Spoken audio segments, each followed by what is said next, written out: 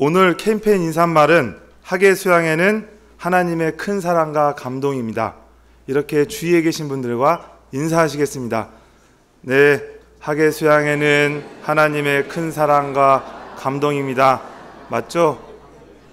네, 환하게 웃는 모습 속에서 화답하신 것 같습니다. 네, 학예 수양회 때 받은 그 사랑과 은혜로요, 다다음 주에 있는 낮전도 집회에 보답해 주시면 감사하겠습니다. 네, 양주교회 목표 함께 암송하시겠습니다.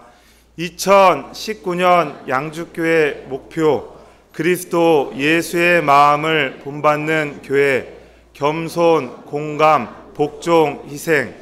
빌립보서 2장 5절로 8절 말씀: 너희 안에 이 마음을 품으라. 곧 그리스도 예수의 마음이니 그는 근본 하나님의 본체시나 하나님 동등됨을 취할 것으로 여기지 아니하시고 오히려 자기를 비워 종의 형체를 가져 사람들과 같이 되었고 사람의 모양으로 자기를 낮추시고 죽기까지 복종하셨으니 곧 십자가에 죽으심이라. 네, 성구암송 시간입니다. 다 함께 하시겠습니다. 요한일서 1장 5절 말씀: 우리가 저희에게서 듣고 너희에게 전하는 소식이 이것이니 곧 하나님은 빛이시라. 그에게는 어두움이 조금도 없으시니라. 네, 이번 주 암송 1교구, 2교구 성도님들께서 함께 하시겠습니다. 요한일서 1장 5절 말씀: 우리가 저에게서 듣고 너희에게 전하는 소식이 이것이니 곧 하나님은 빛이시라. 그에게는 어두움이 조금도 없으시니라. 네, 이번 주 암송 다 함께 하시겠습니다. 요한일서 4장 16절 말씀: 하나님이 우리를 사랑하시는 사랑을 우리가 알고 믿었노니 하나님은 사랑이시라. 사랑 안에 거하는 자는 하나님 안에 거하고 하나님도 그 안에 계시. 네, 3교구, 4교구 성도님들께서 함께 암송하시겠습니다. 요한일서 4장 16절 말씀: 하나님이 우리를 사랑하시는 사랑을 우리가 알고 믿었노니 하나님은 사랑이시라. 사랑 안에 거하는 자는 하나님 거하고 하나님도 그 안에 거하시느니라. 네, 다음 주 암송 소식지 참고해서 한번 읽어보겠습니다. 마가복음 10장 45절 말씀: 인자에 온 것은 섬김을 받으려 함이 아니라 도리어 섬기려 하고 자기 목숨을 많은 사람의 대속물로 주려 함이니라. 네, 오늘 말씀은 본교회 담임 목사님께서 전해주시겠습니다. 찬양대에서는 찬송가 370장 어둠 밤 쉬되리니 찬송하시겠습니다.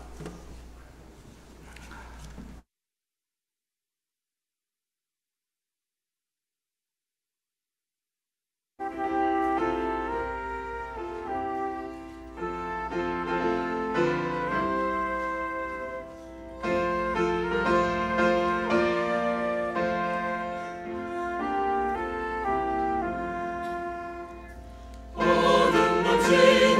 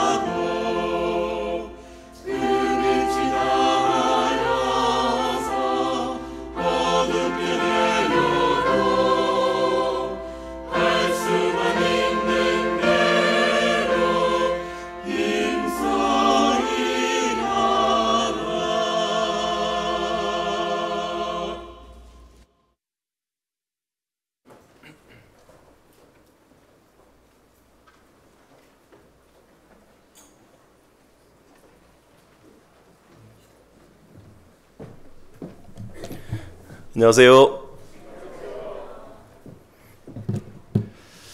네, 오늘은 우리 또 외국인 형제 자매님들과 같이 말씀을 배우는 주일입니다. 그래서 천천히 또 말씀을 해야 됩니다. Hello, brother and sisters. 네, 같이 기도하겠습니다. Let's pray together. 우리를 죄악 가운데서 구원해 주신 하나님 아버지 감사를 드립니다. 하나님 앞에 저희들은 벌레와 같고 구더기와 같고 그림자와 같고 땅의 티끌과 같고 풀려다니는 안개와 같은 존재들이었습니다. 죄인이었던 우리가 봐도 수에 칠 만한 가치조차도 없던 존재들이었습니다. 우리가 봐도 가까이 하기 싫은, 소유하기 싫은 존재들이었습니다. 그럼에도 불구하고 하나님께서는 저희를 우리가 측량할 수 없을 만큼 사랑해 주셨습니다. 하나님의 그 완전하신 사랑이 저희를 구원해 주셨습니다. 하나님의 그 사랑이 아니셨다면 우리는 아무도 하나님의 자녀로서 살아갈 수가 없습니다. 그러기에 하나님께만 영광과 찬송과 존귀를 드립니다. 그러기에 우리의 남은 인생을 하나님을 위해서 기꺼이 즐겁게 살아가기를 소원합니다. 하나님의 은혜로 어제까지 무려 7차에 걸친 하계 수양회가 잘 마쳐질 수 있게 해주시니 감사를 드립니다. 이번에 무려 7만 명이 넘는 전국의 성도들이 함께 모여서 복음을 전하며 구원의 기쁨을 누릴 수 있게 해주시니 감사를 드립니다. 그리고 이번 하계 수양회를 통해서 참으로 많은 분들이 구원함을 얻을 수 있도록 역사해 주신 것 감사를 드립니다. 그리고 그 영혼들이 구원을 얻는 데에 저희들이 쓰임받고 함께 동참할 수 있게 해주심도 감사를 드립니다. 이번에 말씀을 들었던 모든 영혼들이 주님 오시는 그날에 하나님의 자녀로서 부끄럽지 않게 설 수 있도록 끝까지 붙들어 주시기를 원합니다. 오늘 주일을 맞이해서 저희들 다른 곳이 아닌 말씀 앞으로 인도해 주신 것 감사를 드립니다. 이 시간 습관을 좇아서 준비되지 못한 마음으로 함께하지 않도록 도와주시고 우리의 마음을, 우리의 생각을 하나님께 온전히 드리면서 이 시간을 가질 수 있도록 도와주옵소서. 그리하여 우리 각자에게 말씀하시는 그 하나님의 음성을 분명히 깨달아 알 수 있도록 도와주옵소서. 하나님의 말씀으로 우리의 마음과 생각에 변화가 나타날 수 있도록 도와주시고 우리의 삶과 우리의 행동에도 변화로 이어질 수 있도록 도와주옵소서. 우리를 사랑하시는 우리 구주 예수님 이름으로 기도드립니다. 아멘. 욥기 35장 10절 11절 같이 찾아보시겠습니다.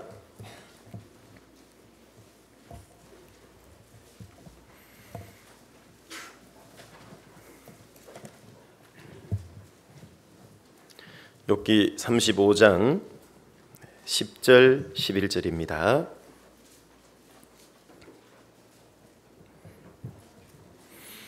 두 절은 같이 읽어보시도록 하겠습니다.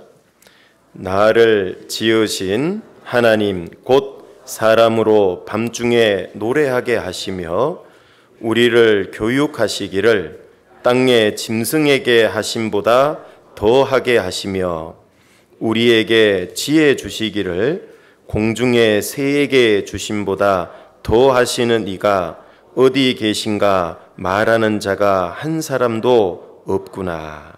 네. 우리는 앞선 두 번의 시간을 통해서 밤중에 노래하게 하시는 하나님과 하계수양에 라는 시간으로 말씀을 같이 배우셨습니다. 밤이라고 하는 것은 배우신 대로 구원받지 않은 사람에게는 죄, 지옥, 심판 이런 부정적인 이미지가 강한 용어입니다. 그런데 구원 받은 사람에게 있어서 이 밤이라고 하는 것은 고난이라는 의미로 대부분 사용되고 있습니다. 그래서 이 하나님이 왜 우리에게 고난의 밤을 허락하실까? 그 고난의 밤을 통해서 얻을 수 있는 유익이 많기 때문이라고 말씀을 드렸습니다. 이 밤은 한 번이 아니라 여러 번이라고 말씀을 드렸죠. 그리스도인의 고난은 한 번이 아니라 하나님 앞에 갈 때까지 여러 번이 있다는 뜻입니다. 그리고 이 고난의 밤에 기억해야 될 두 번째는 하나님에게 있어서는 밤도 낮처럼 밝다고 성경은 말씀하고 있습니다. 그래서 어두운 고난의 밤에 두려워하거나 절망할 필요 없다고 말씀을 드렸죠. 그리고 세 번째로는 그 밤의 주인도 하나님이시다 하는 걸 배우셨습니다. 즉 이 고난은 하나님이 주관해 가시고 통제하시고 다스린다는 뜻인 겁니다. 그래서 인생의 신앙생활에 고난이 여러 번 찾아온다 할지라도 절망하거나 두려워하지 않을 이유가 여기 있는 겁니다. 그리고 네 번째로는 고난의 밤에는 우리로 하여금 노래하게 하시는 하나님의 은혜와 역사가 있다 하는 걸 배우셨습니다. 여기 밤중에 노래라고 한국어 성경에는 단수지만 영어 성경에는 songs, s가 붙어 있습니다. 즉 고난의 밤에 역사하시는 하나님의 은혜와 그 역사하심이 여러 번 있다는 뜻인 겁니다. 우리는 그것을 다윗을 통해 확인해 볼 수 있습니다. 다윗은 그 누구보다도 고난의 밤을 많이 통과한 사람이고 그 많은 고난의 밤에서 하나님의 많은 은혜와 역사하심을 경험한 사람입니다. 그 결과가 바로 다윗이 기록한 여러 편의 시편이 그것을 증명하고 있는 겁니다. 그리스도인이 고난의 밤이 왔다고 해서 하나님을 원망하거나 절망할 필요가 조금도 없습니다. 어려움이 없는 낮과 같은 그런 시기에 깨달을 수 없는 또 받아 누릴 수 없는 하나님의 더 많고 큰 하나님의 은혜를 고난의 밤에서 우리는 받아 누릴 수 있기 때문에 그렇습니다. 그래서 하나님은 밤중에 노래하게 하시는 하나님이십니다. 이 노래는 그야말로 하나님께 드리는 영혼의 그 극히 깊은 곳에서 나오는 찬미와 찬양이라고 할 수 있을 겁니다. 믿음의 사람들은 하나같이 이 고난의 밤을 통과했다라는 것도 배우셨습니다. 야곱도 잊을 수 없는 두 번의 밤이 있었다고 배우셨고, 잘 아시는 대로 출애굽한 이스라엘 민족도 잊을 수 없는 두 번의 밤이 있었고, 그리고 다니엘도 잊을 수 없는 두 번의 밤이 있었고, 예수님의 제자들도 잊어버릴 수 없는 두 번의 밤이 있었고, 사도 바울도 정말 적어도 잊을 수 없는 두 번의 밤이 있었다는 것도 배워보셨습니다. 그 고난의 밤은 한 번이 아니라 그랬죠. 그 여러 번의 고난의 밤을 통해서 하나님을 더욱 배우고 하나님의 은혜를 더욱 누리게 한다는 것을 우리는 믿음의 선진들을 통해서 확인해 볼 수 있습니다. 그들의 신앙은 고난의 밤을 통해서 더욱 성장하고 하나님께 더욱 가까이 나갔다는 걸 알 수가 있습니다. 뿐만 아니라 이 어두운 밤이 고난을 상징하기도 하지만 골짜기도 고난을 상징한다 하는 것을 우리는 바로 앞선 시간에 배우셨습니다. 이 골짜기는 어두움이 오랫동안 머무는 곳이다 라고 말씀을 드렸습니다. 평지보다 산봉우리보다 골짜기는 햇볕이 늦게 들고 일찍 지는 곳입니다. 어둠이 훨씬 오래 머무는 곳이 골짜기입니다. 그래서 성경에서는 고난을 골짜기에 여러 번 비유하고 계십니다. 특별히 새 골짜기를 우리가 배우고 있는데요. 지난 시간에 배운 골짜기는 호세아 성경 2장에 나오는 아골 골짜기를 같이 배우셨습니다. 그 아골이라는 뜻이 환난이란 뜻이라고 호세아서 2장은 정확히 밝히고 있습니다. 구원받은 그리스도인은 많은 환난의 골짜기를 통과합니다. 신앙으로 인한 많은 핍박과 고난, 어려움이 있습니다. 신앙으로 인한 경제적인 고난도 있습니다. 그런 많은 어려운 환난의 골짜기를 우리는 통과합니다. 하나님이 안 계셔서 그런 아골 골짜기를 통과하는 것이 아니라 오히려 계시기 때문에 그리스도인은 그걸 통과하도록 되어 있는 겁니다. 거기서 우리가 하나님께 받을 수 있는 은혜와 하나님의 축복을 지난 시간에 배우셨습니다. 이 아골 골짜기에는 하나님이 준비해 놓은 위로의 말씀도 있고 하나님이 주시는 은혜의 포도원도 있고 하나님이 주시는 기쁨도 있다라는 것을 지난 시간에 배우셨습니다. 그 환난의 골짜기인 아골 골짜기에 들어가지 않으면 하나님이 주시는 그것을 받아 누릴 수 없다라는 것을 배우셨습니다. 이 아골 골짜기로 소망의 문을 삼아주시는 그 하나님의 놀라운 역사도 경험할 수 있다고 배우셨습니다.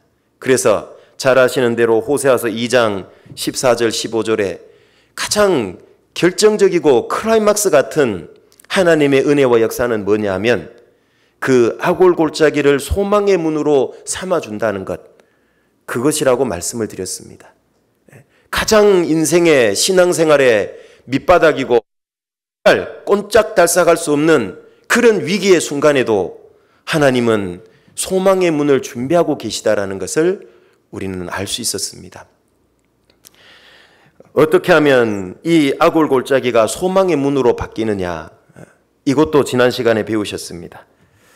아골 골짜기는 즉 광야라고도 나오지요. 그 광야는 거친 들입니다. 그래서 이 광야는 하나님만 바라보고 하나님만 음성을 들을 수 있고 하나님께만 집중할 수 있는 곳이기 때문에 하나님을 더욱 경험하고 하나님 역사를 분명히 깨달을 수 있다고 말씀을 드렸습니다. 특히 이 아골 골짜기는 직접적으로 포로 생활을 가리킨다라고 말씀을 드렸습니다. 특히 남유다 민족은 70년간 바벨론의 포로로 끌려갔습니다. 그러나 거기서 하나님께서는 다니엘을 통해서 에스겔을 통해서 위로의 말씀을 주고 계시고 70년이 차면 다시 돌아올 거다라는, 그들의 포도원을 그들에게 다시 줄 거라는 그 위로와 희망에 가득 찬 예언을 해주고 계시잖아요. 그리고 그 예언대로 그대로 이루어졌습니다. 그들은 자기 땅에서 그토록 고쳐지지 않던 우상 숭배가 놀랍게도 그 광야와 거친 들과 같은 아골 골짜기와 같은 바벨론의 70년 포로 생활에서 기적적으로 고쳐졌다는 거죠. 누가 파괴된 성전을 재건했습니까? 이스라엘 땅에 남아있던 자들이 아니라 70년간 포로로 끌려가서 아골 골짜기를 통과한 그들이 하나님을 경험하고 그들의 신앙이 회복되고 하나님의 역사를 경험하니까 그들이 돌아와서 이 성전과 성벽이 재건 그들에 의해서 되었다는 걸 우리는 성경을 통해 알잖아요. 그래서 이 아골 골짜기에는 하나님의 많은 은혜와 역사가 있기 때문에 신앙이 회복되고 소망의 문이 열리는 걸 경험되도록 되어 있는 겁니다.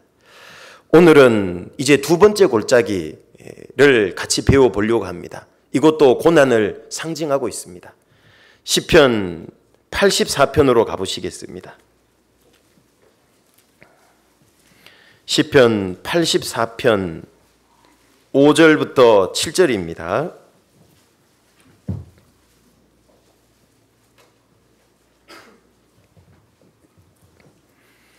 시편 84편 5절부터 7절입니다. 같이 읽어보시겠습니다. 주께 힘을 얻고 그 마음에 시온의 대로가 있는 자는 복이 있나이다. 저희는 눈물 골짜기로 통행할 때에 그것으로 많은 샘의 곳이 되게 하며 이른비도 은택을 입히나이다. 저희는 힘을 얻고 더 얻어 나아가 시온에서 하나님 앞에 각기 나타나리이다. 신앙생활을 하시다 보면 정말 많은 눈물을 흘리게 됩니다. 그것이 바로 눈물 골짜기라고 할 수 있습니다. 우리가 전하는 이 복음에 대해서 사람들이 오해하고 판단하고 무시할 때에 우리는 남몰래 많은 눈물을 흘리게 됩니다. 또한 이 세상을 살아가면서 내 힘으로 어떻게 할 수 없는 상황을 겪을 때에도 많은 눈물을 흘립니다. 인간관계에서 오해도 받고 사람들에게 배신도 당하고 버림도 당할 때요, 우리는 많은 눈물을 흘리게 됩니다. 구원받은 그리스도인이라고 예외일 수 없잖아요. 또는 사랑하는 사람과의 이별을 경험할 때는 정말 많은 눈물을 흘리잖아요. 그죠? 사랑하는 사람, 가족이, 자녀가, 부모님이 생각지 못했던 큰 질병을 앓는다든지, 그리고 어떤 사고를 만나서 이 세상을 먼저 떠나갈 때 되면 우리는 정말 큰 슬픔을 겪고 많은 눈물을 흘립니다. 인생으로서 우리가 가지고 있는 한계 때문에 우리는 많은 눈물을 흘리잖아요. 그런 것은 하나님이 안 계셔서 그런 게 아니잖아요. 하나님이 계시기 때문에 오히려 우리는 많은 눈물 골짜기를 통행하는 겁니다. 우리가 구원받기 전에도 마찬가지입니다. 눈물 골짜기를 통행했기 때문에 내 마음이 낮아지고 이 세상에 소망을 두지 않잖아요. 그래서 하나님께만 소망을 두고 마음이 겸손하고 낮아지니까 구원받을 수 있었던 겁니다. 내가 이 세상에서 눈물 골짜기를 통행하지 않았다면 참 구원받기 어려웠을 거예요. 세상의 말대로 늘 행복한 길만 걷는다면, 꽃길만 걷는다면 구원받기가 참 어려울 겁니다. 구원받은 이후에도 우리는 더 많은 눈물을 흘리잖아요. 구원받기 전에 세상 사람으로서 흘리는 눈물도 흘릴 뿐만 아니라 구원받은 이후에 신앙 때문에도 많은 눈물을 흘리잖아요. 그래서 요한계시록 21장에는 우리가 들어가는 천국은 다시는 눈물 흘릴 일이 없잖아요. 주님이 그 모든 눈물을 씻겨준다고 그랬잖아요. 이 세상에서의 모든 수고 아픔이 그쳐지는 곳이 천국이잖아요. 우리는 그때 정말 많은 눈물을 주님께 씻김 받는 사람이 신앙생활 잘한 사람일 겁니다. 자기 육신을 쫓아서 자기 행복을 쫓아서만 사는 사람, 신앙 때문에 눈물 흘릴 일이 많지 않을 겁니다. 그런데 제대로 신앙생활 하려 치면 많은 눈물을 흘릴 수밖에 없잖아요. 지옥 갈 영혼을 보고도 아무렇지도 않으면 그 영혼 때문에 눈물 흘릴 일이 없잖아요. 복음 전하지 않고 그냥 나 한 사람 구원받고 그렇게 신앙생활하면 전도 때문에 흘릴 눈물이 없잖아요. 내가 열심을 품고 신앙생활 안 하면 오해받아서 눈물 흘릴 일도 없잖아요. 같이 열심히 봉사하다 보면 생각도 다르고 부딪힐 때도 있고 오해를 살 때도 있고 그것 때문에 눈물을 흘릴 수 있는데 아예 봉사 안 하고 주일날만 객처럼 왔다 갔다 해버리면 흘릴 눈물이 별로 없는 겁니다. 우리는 이 땅에서 주님을 위해서 많은 눈물을 흘릴 때 주님께서 그 모든 눈물을 씻겨주시는 그 위로와 은혜를 뜨겁게 경험할 겁니다. 그래서 구원받은 그리스도인의 신앙생활은 눈물 골짜기를 통행하는 게 정상이고 그게 가장 주님 볼 때 바람직한 겁니다. 왜 내 인생에는 이렇게 눈물 흘릴 일이 많냐고 원망 불평할 것이 아니라 하나님이 살아계시고 나를 너무나 사랑하시기 때문에 그 눈물 골짜기를 통행케 하고 있다는 걸 기억해야 됩니다.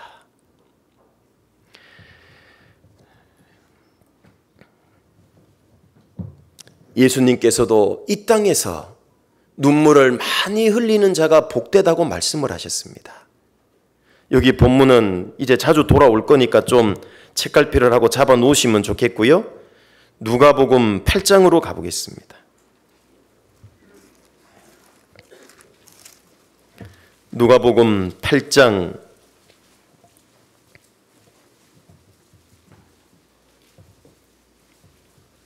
죄송합니다. 6장입니다. 6장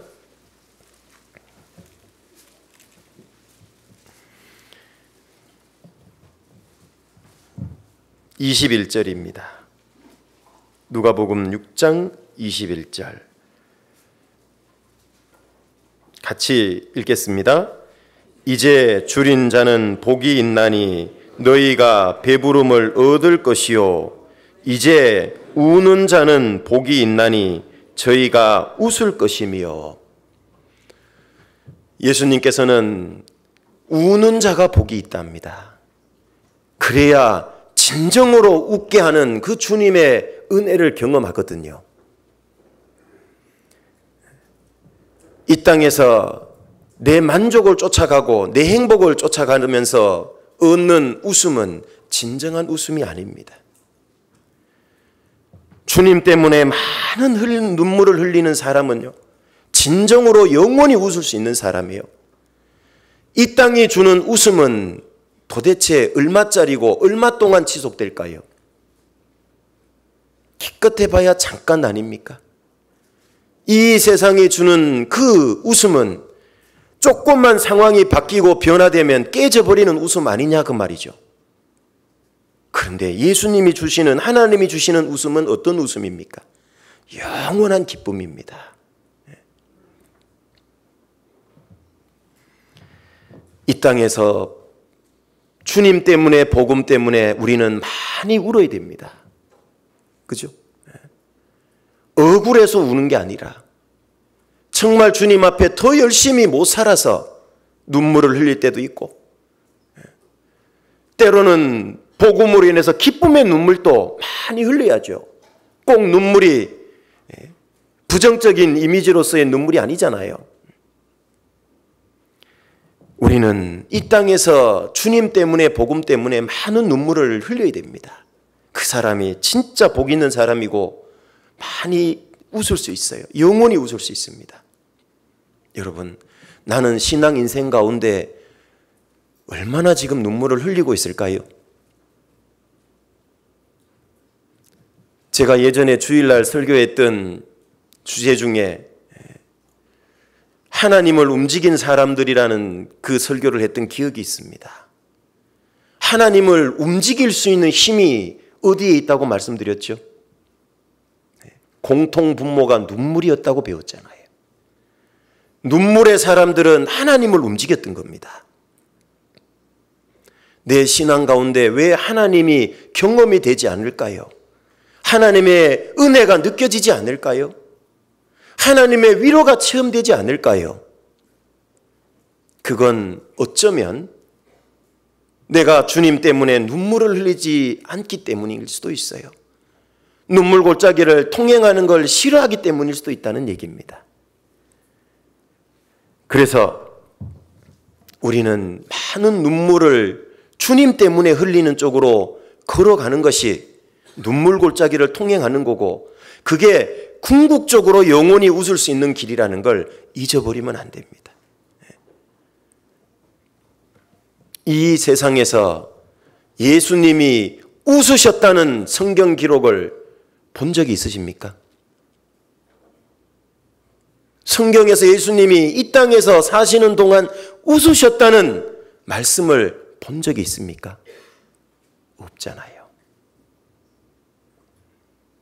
왜 예수님은 이 세상에서 웃으실 수가 없으셨을까요? 죄악으로 충만한 그 세상, 죄악으로 충만한 이스라엘, 웃을 수가 없고, 하나님의 심판이 임박한 이스라엘을 바라볼 때는 더더욱 웃으실 수가 없잖아요. 우리 시대도 마찬가지잖아요. 하나님의 심판이 너무나 임박한 시대라는 것을 예수님이 하신, 또 성경이 말씀하시는 많은 예언들이 증명하고 있지 않습니까?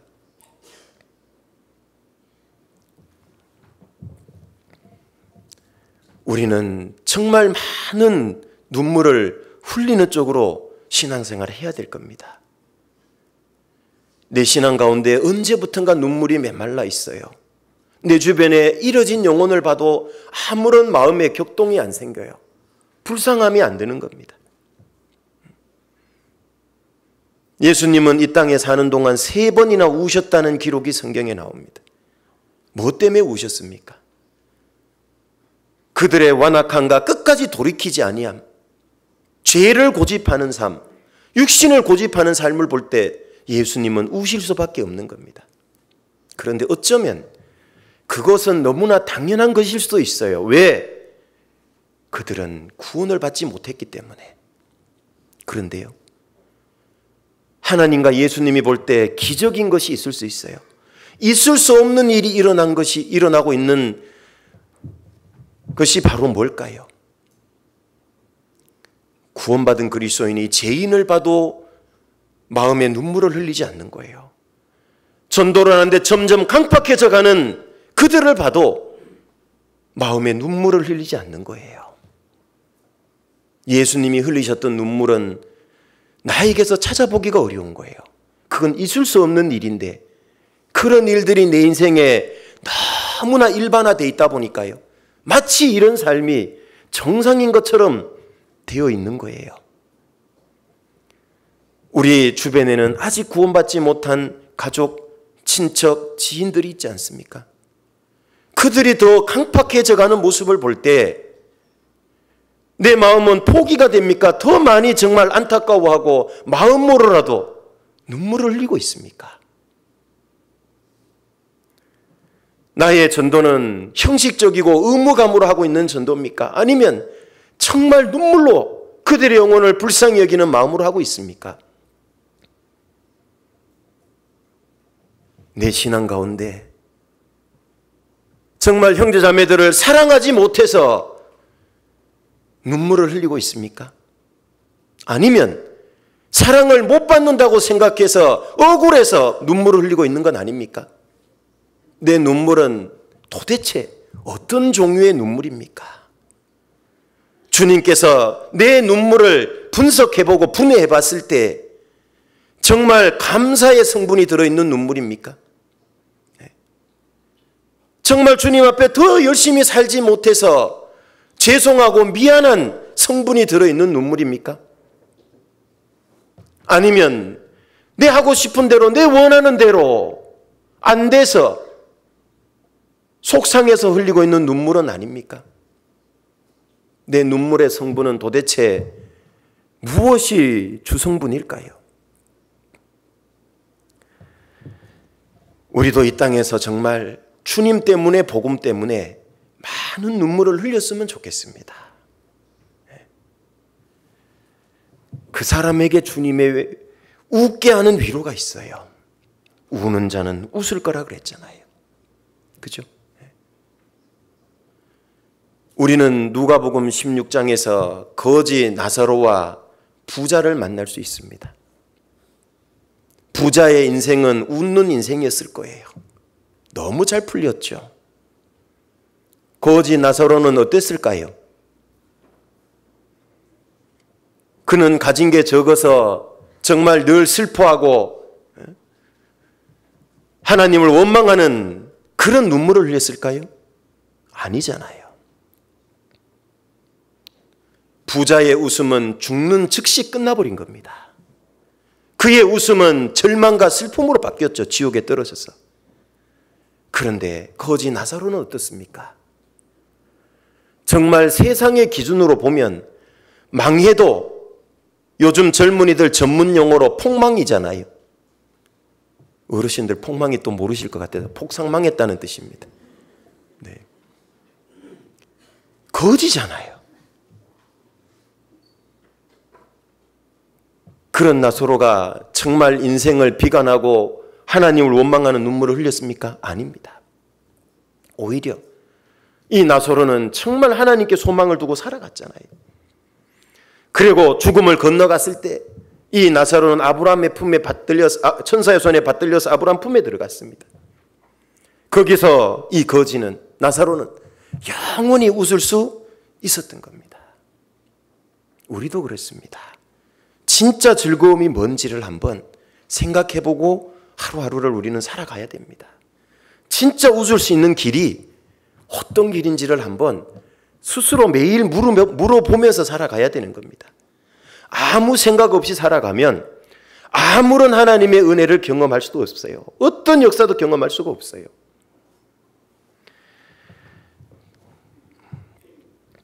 이 눈물 골짜기에는 하나님이 준비해 놓은 셈이 있습니다. 다시 본문으로 돌아가 보겠습니다. 시편 84편 5절입니다.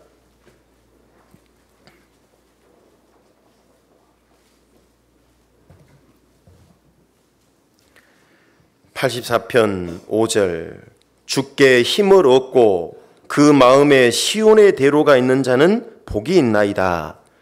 이 사람이 어떤 사람일까요? 구원 받은 사람입니까? 안 받은 사람입니까? 네. 구원 받은 사람을 두고 하신 말씀입니다. 주께 힘을 얻고 그 마음에 시온의 대로가 있는 자는 그리스도인입니다.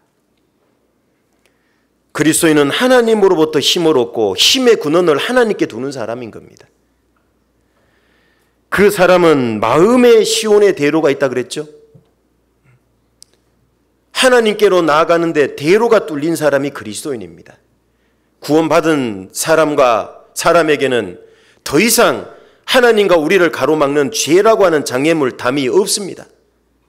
예수 그리스도께서 십자가를 통해서 그 담을 허물어 버렸거든요. 이제 구원받은 사람 마음에는 대로가 뚫린 겁니다. 하나님 쪽으로.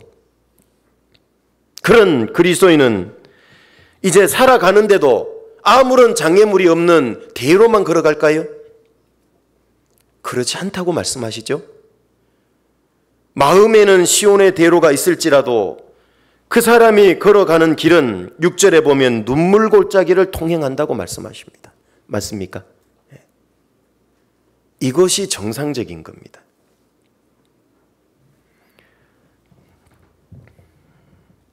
그런데 눈물 골짜기만 계속 이어진다면 그 누구도 그 골짜기를 통과할 수 없을 겁니다. 눈물 골짜기를 걸어가다가 정말 지치고 힘들 때가 되면, 쓰러질 때가 되면 거기서 새 힘을 얻게 하는 샘이 준비되어 있다는 겁니다. 이 샘은 누구에게 주어지는 거냐면 눈물 골짜기를 통행하는 사람이 그 눈물 골짜기로 샘이 되게 만든다 그랬죠. 그 사람이 만든다는 뜻이 아닙니다. 하나님의 역사가 그 배후에 있다는 뜻입니다. 하나님께서 눈물 골짜기를 통행하는 사람을 위해서요, 많은 샘의 곳을 준비해 놨습니다. 정말 눈물을 펑펑 쏟을 수밖에 없는 그런 상황이 되면은 그 눈물을 싹 씻어낼 수 있는 그 샘을 준비해 놓으신 겁니다. 모든 눈물을 그 눈에서 씻겨주는 샘을 준비해 놓으신 겁니다. 천국에 가면 바로 그 샘이 주님이십니다. 모든 눈물을 씻겨주신다 그랬잖아요. 이 땅에서는 그 눈물을 씻을 수 있는 은혜가 일시적으로, 한시적으로 때를 따라서 주어지지만 천국에 들어가면 그 눈물을 씻어주는 은혜는요, 영원한 은혜가 되는 겁니다. 얼마나 행복할까요? 얼마나 기쁠까요? 어떤 분은 묻습니다. 목사님, 그것도 계속 그런 은혜가 계속 받으면 지겹지 않을까요? 네. 여러분, 천국과 이 땅에 다른 게 있어요. 이 땅의 것은 아무리 좋은 거라도 계속 누리면 지겨워지도록 돼 있는 거예요. 실증 나도록 돼 있는 겁니다. 신기하죠? 아무리 좋은 거라도, 어려운 말로 한계 효용 체감의 법칙이에요. 이 만족도는 시간 지나면 떨어진다는 겁니다. 이 세상에 속한 건 모조리 그렇게 돼 있는 거예요. 신기하죠? 결국 내가 이 세상을 떠나는 날이 되면 모든 만족도는 제로가 되는 거예요. 다 끝난다 그 말이에요. 세상에 속한 건 그런 겁니다. 그런데 천국은요, 가장 행복한 그것이 떨어지지 않고 영원히 지속되는 곳이에요. 얼마나 좋을까요? 그래서 이 눈물 골짜기 안에는 비록 힘들고 어려울지라도 하나님이 준비해 놓은 많은 샘이 있습니다. 위로가 필요할 때는 위로의 샘이 있고, 능력이 필요할 때는 능력의 샘이 있습니다. 사사기 15장으로 가보겠습니다.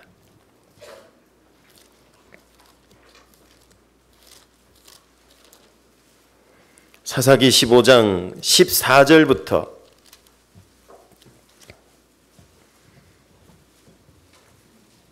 14절부터 20절까지입니다. 14절부터 20절.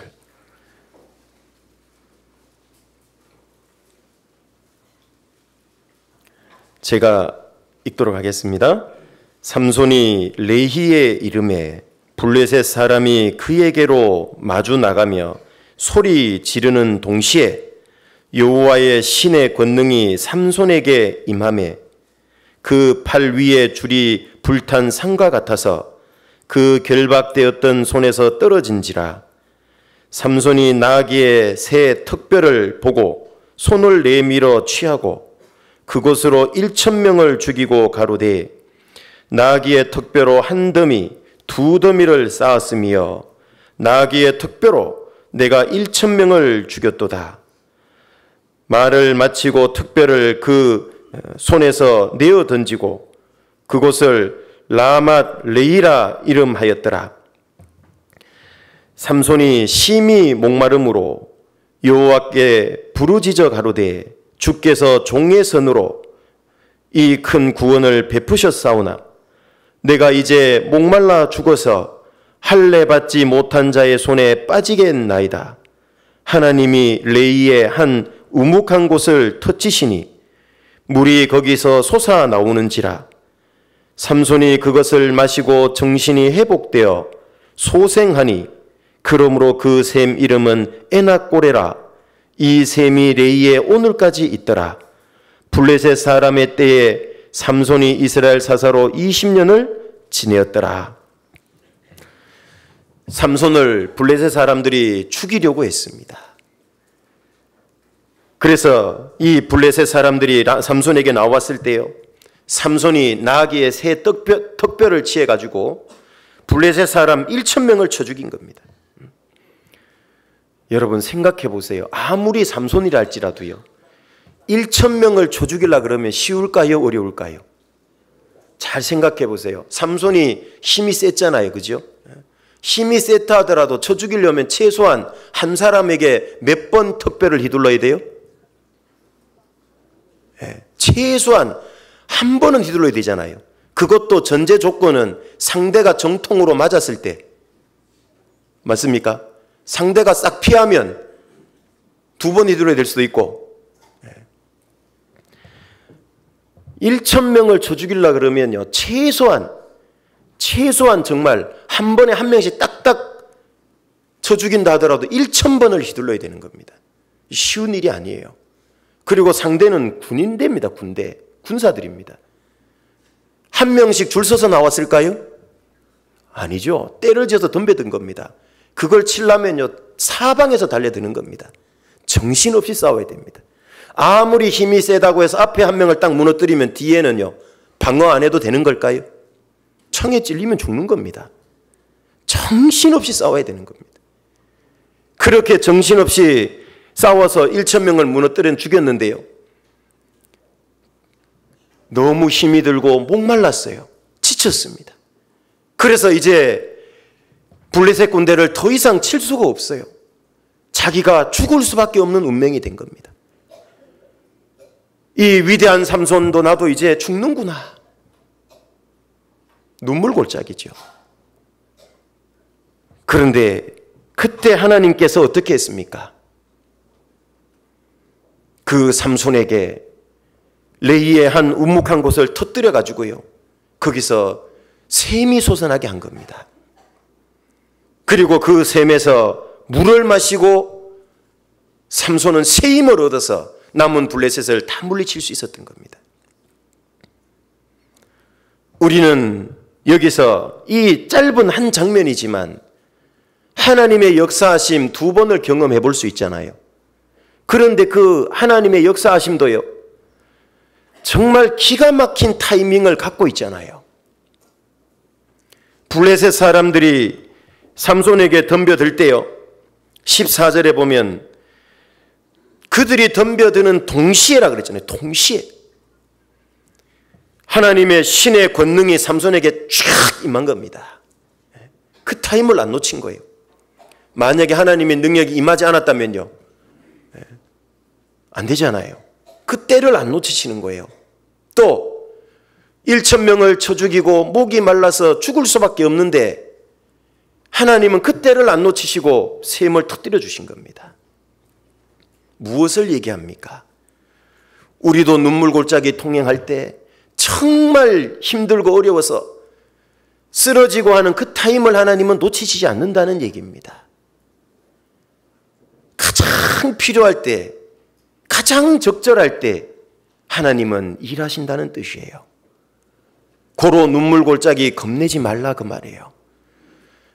현재 눈물골짜기가 힘들다고 절망하지 말라 그 말이에요.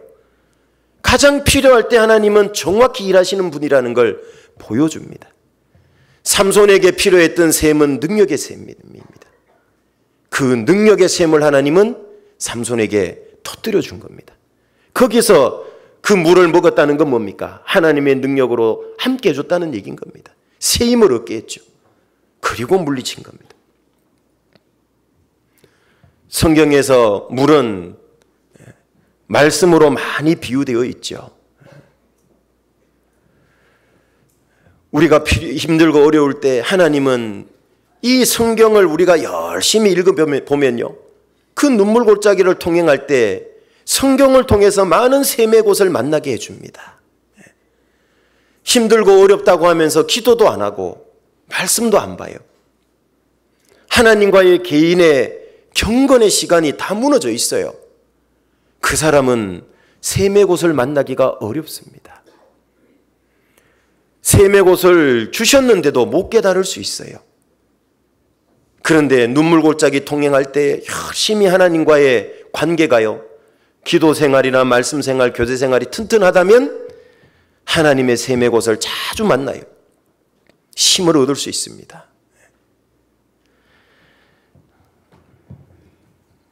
이 눈물 골짜기는요, 하나님의 샘의 곳도 있지만은 다시 본문으로 돌아가 보시면은요, 하나님의 은혜의 연못도 있다는 것을 말씀해 주고 있습니다. 84편 7절로 가보겠습니다. 6절 끝에 보겠습니다. 6절 끝. 이른 비도 은택을 입히나이다, 이렇게 말씀하고 있습니다. 자, 이른 비는 이스라엘에게 10월, 11월경에 내리는 비를 이른 비라고 그럽니다. 잘 아시죠? 이스라엘의 보리나 밀이 파종되는 시기입니다. 그때 이른 비가 내리지 않으면 보리나 밀을 농사 지을 수 없게 되는 거예요. 우리도 파종 시기를 놓치면 심어봐야 결실이 안 되잖아요. 지금 아마 모내기를 하면 가을에 벼를 거둘 수 있을까요? 안 되죠. 놓쳐버린 겁니다. 이른 비를 내려주지 않으면 그때 파종돼야 될 보리나 밀이 파종이 안 되면 이스라엘은 큰일인 겁니다. 이 이른 비는 이스라엘의 건기가 끝날 때 내리는 비인 겁니다. 이른 비가 내릴 때부터 우기가 시작이에요. 그 이듬해 4, 5월경에 내리는 걸 늦은 비라 그래요. 그게 우기입니다. 그러니까 이른 비는 건기를 끝내는 비인 겁니다. 약 5월부터 이스라엘은 건기에 접어드는데요, 10월, 11월까지요, 약 6개월간 바짝바짝 말라 들어가는 겁니다. 연못도 어떻게 될까요? 웅덩이들도 어떻게 될까요? 다 말라버리는 겁니다. 그 건기는 고난을 의미해요. 그 눈물 골짜기 일종의 건기인 겁니다. 너무 힘들지요. 그런데요, 하나님께서 그 건기에 메말라 있던 웅덩이를 하나님의 은혜의 담비인 이른 비로 채운다는 거예요. 여기에 은택이라고 하는 단어는요, 히브리어로 베라카입니다. 베라카는 뜻인데 은혜라는 뜻도 있고 또 하나는 연못이라는 뜻도 가지고 있어요. 그리고 입히다, 히브리어로 아탄데 이렇게 입혀주다는 뜻도 있지만 컵에 물을 채우듯이 채우다는 뜻도 있어요. 여기서는 은혜로 덧입혀준다라고 번역했지만 연못을 채워줍니다, 이렇게 번역할 수도 있다는 뜻인 겁니다. 그게 곧 은혜로 입혀준다는 뜻이에요. 우리는 눈물 골짜기를 통행할 때 정말 하나님의 은혜가 바닥이 나고 심지어는 하나님의 은혜에 대해서 의심이 들 때도 있어요. 눈물 골짜기가 오래 지속되면 그렇잖아요. 그 고난이 마치 건기처럼 오래 지속되는 겁니다. 그렇지만 하나님은 반드시 보리나 밀을 파종할 때 필요한 단비를 내려서 웅덩이를 채우시는 하나님이라는 걸 말씀해줘요. 내가 눈물 골짜기에서 정말 은혜가 바닥이 나고 하나님을 믿는 믿음이 바닥이 나는 정도 되는 그런 어려운 고난의 건기를 쫙 통과할 때요, 하나님은 끝까지 그대로 두지 않는 거예요. 하나님의 은혜의 단비를 내려서 웅덩이를 채워주는 거예요. 내 속에 은혜로 채운다는 뜻인 겁니다. 하나님의 이 샘, 이 연못에서 하나님의 위로와 능력과 은혜를 경험할 수 있는 사람이 누구냐 그 말이에요. 눈물 골짜기를 통행하는 사람이잖아요. 그 속에 이걸 준비해 놨거든요. 여러분, 지금 여러분들 각자가 겪고 있는 여러 어려움이 있을 겁니다. 정말 눈물을 흘릴 수밖에 없는 그런 골짜기를 통과하고 계신 분도 계실 겁니다. 개인적인 질병으로, 개인적인 어떤 인간관계의 어려움으로, 전도의 어려움으로, 교회 생활의 어떤 오해로 인해서 많은 것이 있을 수 있습니다. 그러나 우리가 그 가운데에서 절망하지 않을 이유가 뭡니까? 신앙을 포기하지 않을 이유가 뭡니까? 거기에는 하나님의 셈이 있어요. 나를 회복시키는 연못 웅덩이가 있어요. 그렇기 때문에 우리는 오늘 또 눈물 골짜기를 통행할 수 있는 겁니다.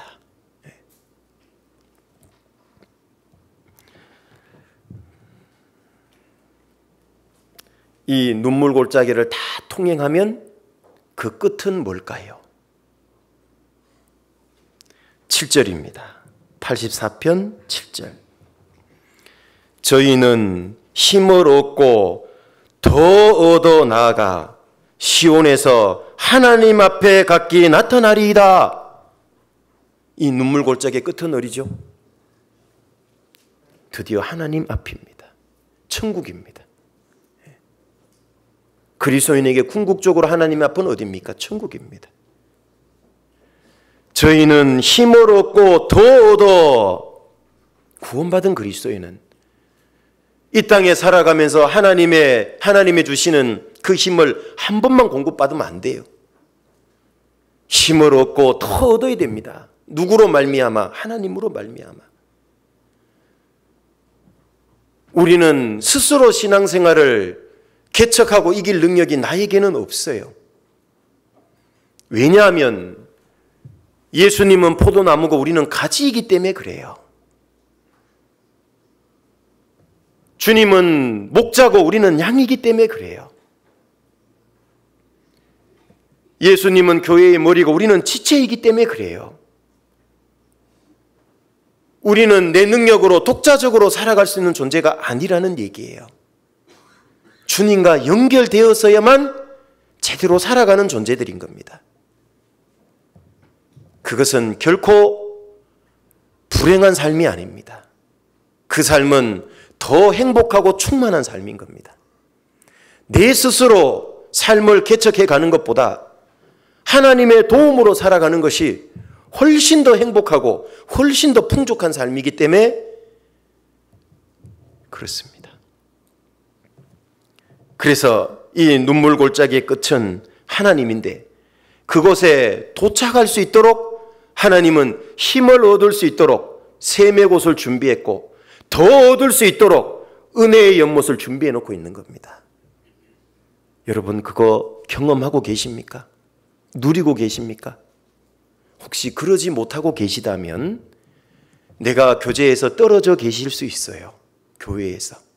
그러면 이걸 못 누립니다. 교회에 출석은 해도 마음은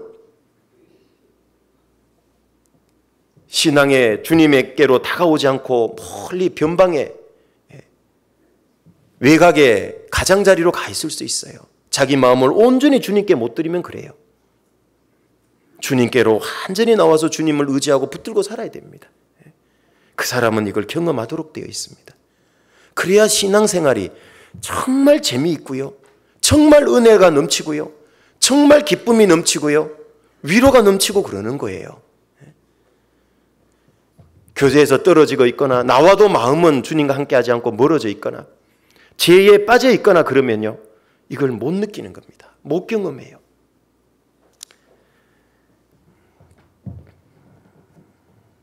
그리고 이 하나님 앞에 시온에 이르기 위해서는요. 눈물 골짜기를 통행해야 되는 겁니다.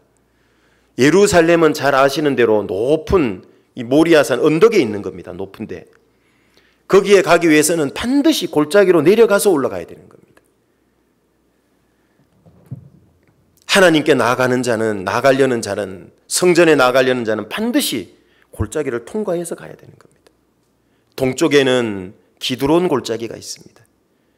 남쪽에는 흰놈의 골짜기가 있습니다. 서쪽에는 중앙 골짜기라는 게 있습니다. 북쪽도 저 멀리서부터 올려면요. 크고 작은 골짜기들이 많습니다. 모든 골짜기를 통과해야지만 하나님 앞에 나올 수 있어요. 그건 신앙생활을 보여주는 실물 교훈인 겁니다. 골짜기는 가장 낮은 지점이거든요. 그렇죠? 거기서부터 올라오려니까 얼마나 힘들겠어요. 그러나 걱정할 필요 없다는 거예요. 하나님의 은혜의 샘과 웅덩이가 있거든요. 내가 지금 눈물 골짜기를 지나는 신앙생활을 하고 있다면 그건 신앙생활을 바로 하고 있다는 증거입니다. 그런데 내가 지금 눈물 골짜기를 도대체 지나고 있지 않는 것 같다면 신앙생활에 뭐가 문제가 좀 있는 거예요. 그렇죠? 제일 힘들고 어렵지만 눈물 골짜기는 하나님께 나갈 수 있는 가장 확실한 길이에요. 하나님이 준비한 길이거든요. 그런데 우리는 본성적으로 이 길을 가기를 싫어해요. 이 골짜기로 들어가는 걸 싫어해요. 그래서 하나님을 많이 경험을 못하는 겁니다. 눈물 골짜기 입구에서 서성이시면 하나님의 이 은혜의 샘, 은혜의 연못을 경험 못합니다. 형식적으로 감동도 없고 기쁨도 없는 그 생활하는 게 얼마나 힘듭니까? 한번 바꿔보고 싶은 마음이 안 생기십니까? 내가 결단을 하면, 눈물 골짜기로 들어가는 결단을 하면 그때부터 하나님은 일하십니다. 아무 결단도 안 하면 아무 일도 안 나타나고 아무런 하나님의 은혜와 위로도 체험 못합니다. 그리고 하나님을 원망하면 안 되겠죠. 하나님 왜 도와주시지 않냐고. 아닙니다. 내가 도움받을 수 있는 눈물 골짜기로 안 들어가서 그런 겁니다. 착각하지 마십시오. 하나님 제가 뭐 이런 시험 준비 중인데 합격시켜줘야지요. 제가 이런 아파트 하나 살려고 하는데 정말 1년도 안 지나서 그냥 한 150% 뻥뻥 올라가는데 하나 당첨시켜줘야지요. 이 사업을 하려고 하는데 대박나게 해주셔야지요. 그거 안 해줬다고 문제 걸리고. 왜 그럴까요? 하나님은 그런 걸 구하기 전에 먼저 은혜를 받을 만한 그곳에 있으라고 얘기합니다. 그렇죠? 가지가 나무에서 떨어져 있으면 어떤 열매도 못 맺습니다. 나무가 아무리 가지에 열매를 달고 싶어도 아무것도 못 따는 겁니다. 가지는 나무에 붙어 있어야 되는 겁니다. 그럴 때 기본적으로 나무로부터 영양분과 수액을 공급받잖아요. 열매를 달기 시작하는 겁니다. 우리도 은혜 받을 수 있는 곳에 있어야 됩니다. 복음과 함께 고난받는 것이 눈물 골짜기입니다. 우리가 하계 수양에 힘들잖아요. 가시면 집도 떠나고 먹을 것도 집에서 먹고 싶은 거 마음대로 못 먹고 좋은 음식 못 먹고. 아닌가? 요즘 매점이 너무 잘 돼 있어가지고. 네. 아닌가? 집보다 더 시원해가지고. 그래도 아무튼 고난 아닙니까? 주무시는데 여러분 같이 자야 되지. 불편하죠. 씻는 거 불편하죠. 고난입니다. 그런데 우리가 거기 왜 갑니까? 거기에 하나님의 은혜의 셈이 있거든요. 이번에 많이 경험하셨을 겁니다. 말 안 해도. 거기에 하나님의 은혜의 연못이 있거든요. 그렇죠? 이번에 우리 교회 학교도 그렇고 어른들도 그렇고요.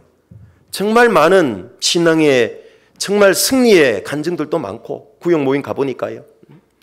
정말 신앙이 뜨겁게 회복된 분들도 많고 정말 많은 걸 경험하시잖아요. 이번에 우리 보니까 약 285명 정도 가셨더라고요. 많이 가셨습니다. 우리 양주교 역사상 그런 적은 없는데 정말 많이 가셨습니다. 내심 욕심은 무슨 영화 제목은 아닌데 300 내심 기도 제목이었는데 네, 기도가 제가 좀 부족했던 것 같고요. 뭐 내년에는 충분히 뭐 300은 가뿐히 넘길 것 같습니다. 가보시면 아시겠지만 정말 여러 은혜가 준비되어 있잖아요. 맞죠? 정말 많은 은혜가 준비되어 있잖아요. 갔다 오니까요. 신앙이 뜨거워지고 열정이 있잖아요. 우리 세계 선교부는 막 영어 집회 2번이나 막 가시더라고. 참 쉽지 않잖아요. 시간들 그렇게 내서. 그래서 제가 볼 때는 수양에도 일종의 눈물 골짜기일 수 있는 겁니다. 힘들고 어렵지만 회사에서 눈치 보고 오고, 심지어는 너 그래갖고 회사 계속 다니겠냐, 위협도 당하기도 하고, 그런 거 다 극복하고 이기고 참석하고 하나님이 주시는 많은 은혜와 위로를 경험합니다.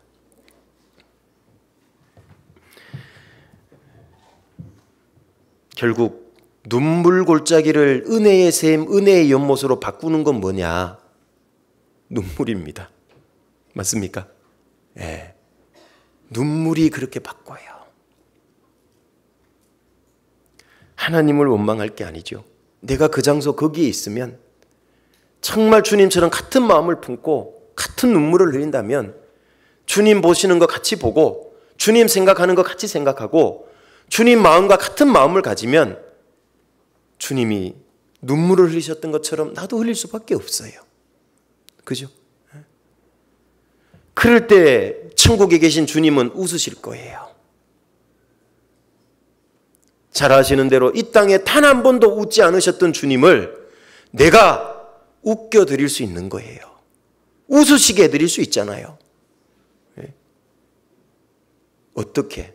내가 많은 눈물을 흘릴 때 주님은 진정으로 정말 기쁨의 웃음을 지으실 수 있을 겁니다. 잘한다고, 수고한다고, 애쓴다고, 정말 흐뭇한, 정말 감격과 기쁨에 겨운 그 웃으실 수 있는 걸 경험하실 겁니다. 우리가 그렇게 해드려야 되지 않을까요? 이 땅에 한 번도 못 웃으셨던 주님을 웃게 해드려야 되는 게 아니냐 그 말이에요. 그리스도인이. 이 땅에서도 못 웃으셨던 주님을 혹시 내가 지금도 근심시켜드리고 슬프게 하고 있는 건 아닙니까? 우리 각자의 삶을 돌아봐야죠. 여러분, 예수님께서도 눈물 골짜기를 통행하셨다는 거 아십니까? 우리의 주님도 눈물 골짜기를 통행하셨습니다. 제가 3번 우셨다 그랬잖아요.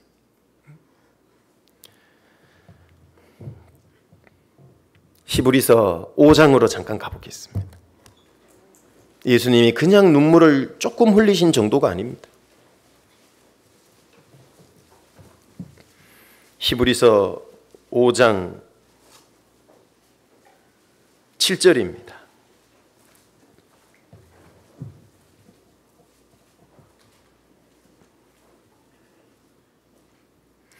(5장 7절) 같이 읽겠습니다.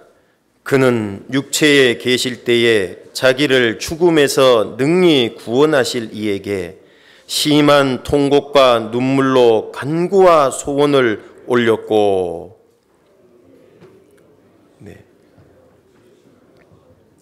네, 알아서 읽어주셨네요. 예수님은 이 땅에 33년의 육체를 입고 생애를 사셨습니다.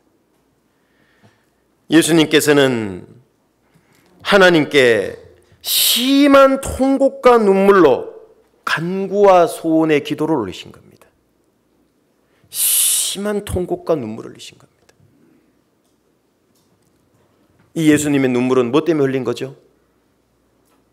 십자가에 죽으신 아픔 때문에 흘렸을까요? 아닙니다. 사실은 정말 돌이키지 않는 영혼들에 대한 불쌍한 마음인 겁니다.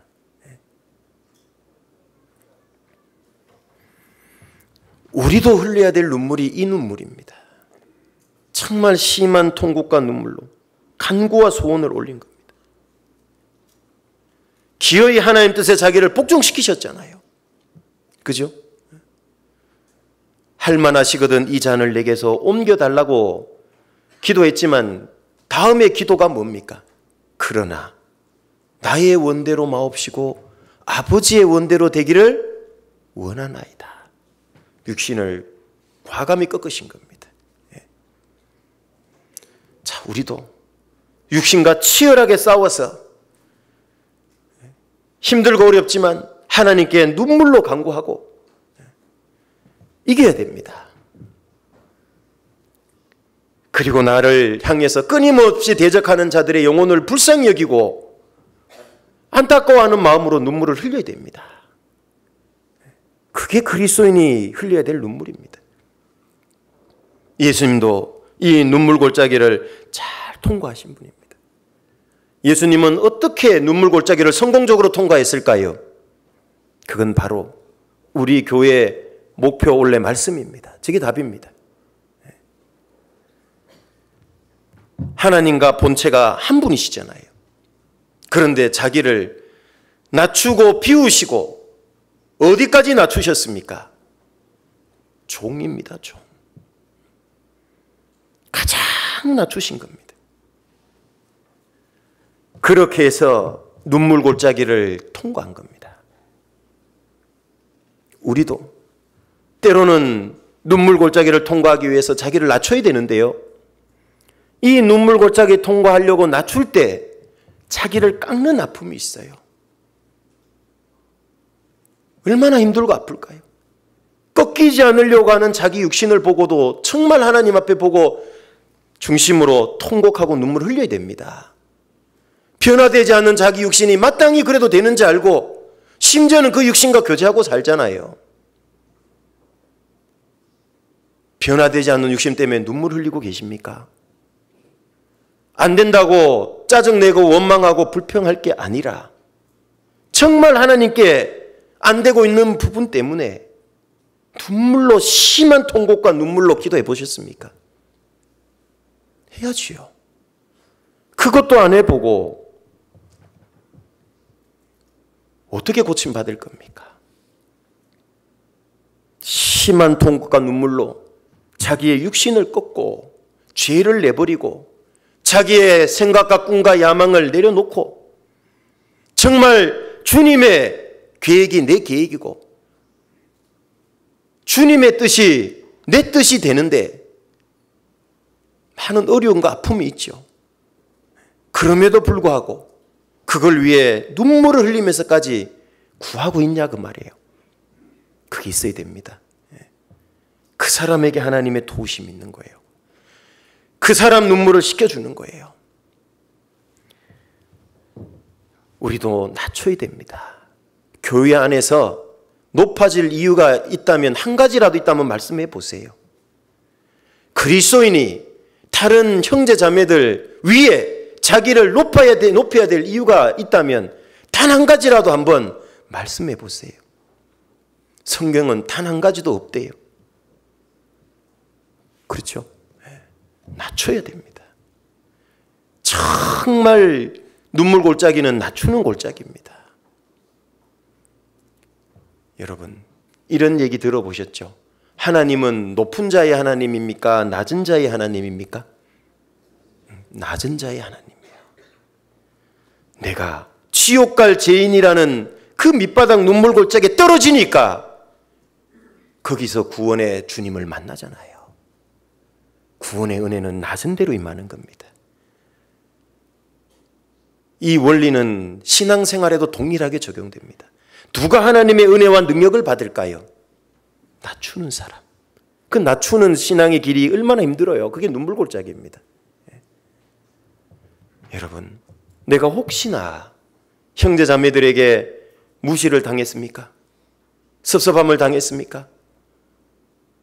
혹시나 심한 말을 들어서 상처를 받았습니까?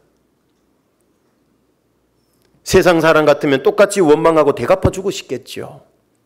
그러나 그건 눈물 골짜기가 아닙니다. 정말 그것 때문에 내 육신으로는 정말 복수하고 싶고 원망도 올라오지만 그럼에도 불구하고 나를 용서하고 받으신 그 하나님, 그 예수님을 생각해서 그 복수심을 꺾고 미워하는 마음을 꺾으려고 쉽지 않지만 하나님께 눈물로 기도하고 매달리는 그것, 그게 눈물 골짜기입니다. 주님 볼 때 아름다운 거예요. 정말 내가 사랑하기 힘든 분, 그분을 하나님 사랑하게 해주세요. 어떤 분과 사이가 좀 섭섭하기도 하고 좀 서먹서먹해요. 그걸 내 쪽에서 먼저 자기를 낮추고 내려놓고 하나님 앞에 그분과의 관계를 회복하고 그분과 가까이 교제하기를 원하고 용서하기를 원하는 것, 힘들지만 차기를 꺾는 것, 그게 눈물 골짜기입니다. 하나님은 그 골짜기를 가기를 원해요. 거기서 하나님의 이 위로와 은혜가 있다는 걸 기억해야 됩니다. 그리고 다윗도 아시죠? 눈물 골짜기를 통행한 사람입니다. 다윗도 정말 많은 눈물을 흘린 사람입니다. 시편 56편으로 가보겠습니다.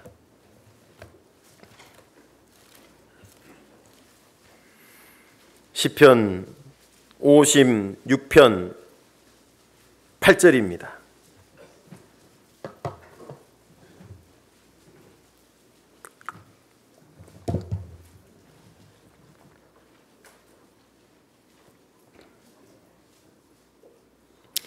(56편) 8절 같이 읽겠습니다.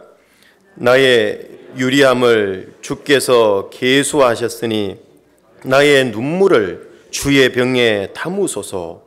이것이 주의 책에 기록되지 아니하였나이까. 이 시편 56편은 그 밑에 앞에 56 밑에 설명이 되어 있죠. 이 다윗이 블레셋에게 잡혔을 때 얘기입니다. 사울 왕이 다윗을 죽이려고 여러 번 시도했잖아요. 그래서 다윗은 정말 유리했어요. 막 쫓겨다니고 도망다녔어요. 하나님이 계시다면 어떻게 이런 일이 계속 일어날까? 원망한 게 아닙니다. 정말 사울 왕도 자기를 죽이려고 그러고 대저 블레셋도 자기를 죽이려고 하는데 어디로 가야 됩니까?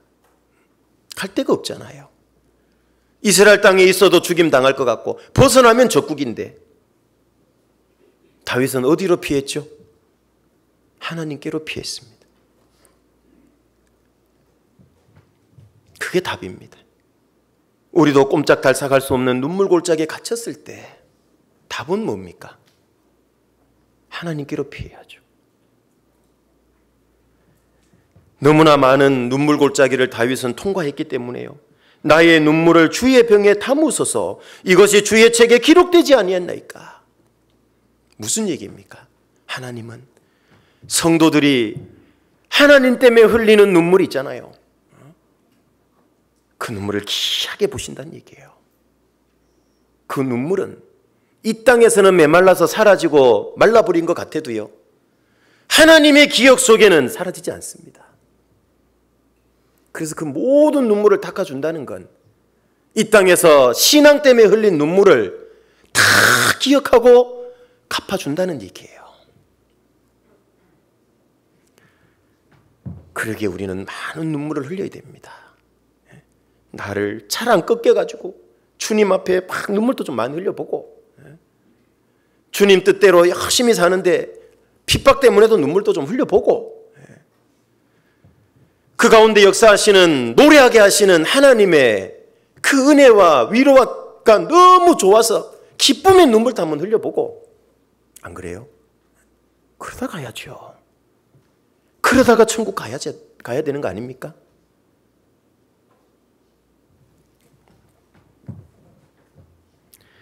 시편 6편으로 한번 가보시죠.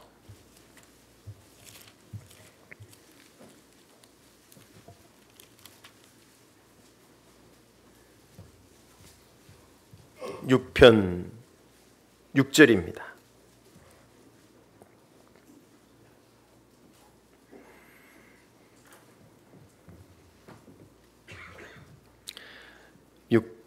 시편 6편 6절 같이 읽겠습니다. 내가 탄식함으로 곰핍하여 밤마다 눈물로 내 침상을 띄우며 내 요를 적시나이다. 다윗이 얼마나 많은 눈물을 흘린지 아시죠? 이 시편 6편은 아마 간음죄를 짓고 살인죄까지 지었고, 나단 선지자가 와서 자기 죄를 드러내고 책망했잖아요. 얼마나 많은 눈물을 흘렸습니까, 다윗이? 네. 그때 아마 기록했다고 여겨지는데요. 밤마다 눈물로 내 침상을 띄웠대요. 좀 과장되지만 그만큼의 눈물을 많이 쏟았다는 얘기입니다. 밤마다 눈물로 이 요를 적셨대요. 다윗만큼 눈물 많이 흘린 사람이 있을까요? 다윗은 많은 눈물 골짜기를 통행하고 왕이 된 사람이에요. 왕이 돼서도 또 눈물 골짜기 통행했잖아요. 그래서 그 끔찍한 자기의 부하를 죽이고 아내를 뺏는 간음죄와 살인죄까지 지었지만 그 다윗이 다시 신앙이 회복되고 사도행전 13장 말씀대로 하나님 마음에 합한 자가 될 수 있었던 이유가 뭐냐고요? 많은 눈물 골짜기를 통행했기 때문에 가능했던 겁니다. 우리도 많은 눈물 골짜기를 통행해야 됩니다. 그래야지만 우리 신앙이 더 다듬어지고 더 온전해지는 거예요. 그래서 다윗은 그 큰 죄를 지었어도 신앙이 마지막에 망하지 않은 거예요.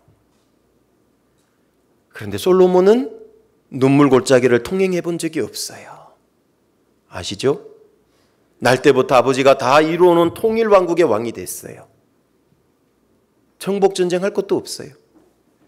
아버지가 준비 다 해놓은 걸 가지고 하나님의 성전을 짓고 궁을 지었어요. 솔로몬이 눈물 골짜기에 통행한 게 없어요. 얼마 못 가서 솔로몬은 망하게 됩니다. 하나님이 그토록 엄청난 지혜를 줬음에도 불구하고 그 지혜의 왕이 우상 숭배의 길을 걸어가는 겁니다.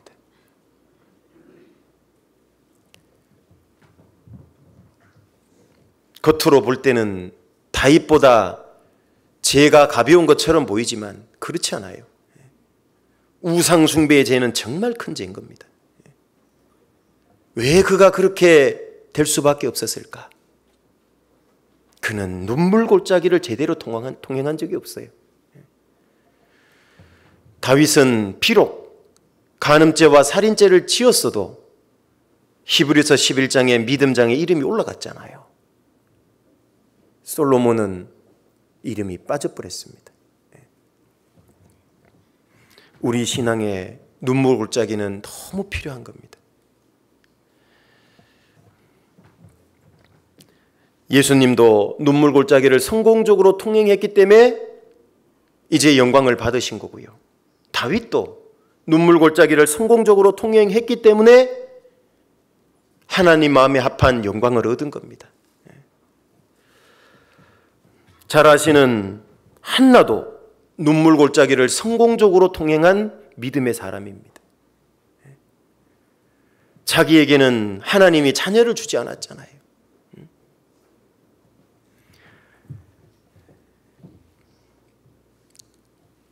엘가나는 하나님이 자녀를 줬어요. 분인나에게는 죄송합니다. 분인나에게는 자녀를 줬어요. 예루살렘에 올라갈 때마다 이 남편 엘가나는 뭐라 그럽니까? 내가 당신은 아들이 없어도 내가 10아들보다 낫지 않냐고. 한나가 위로가 됐을까요? 안 됐을까요?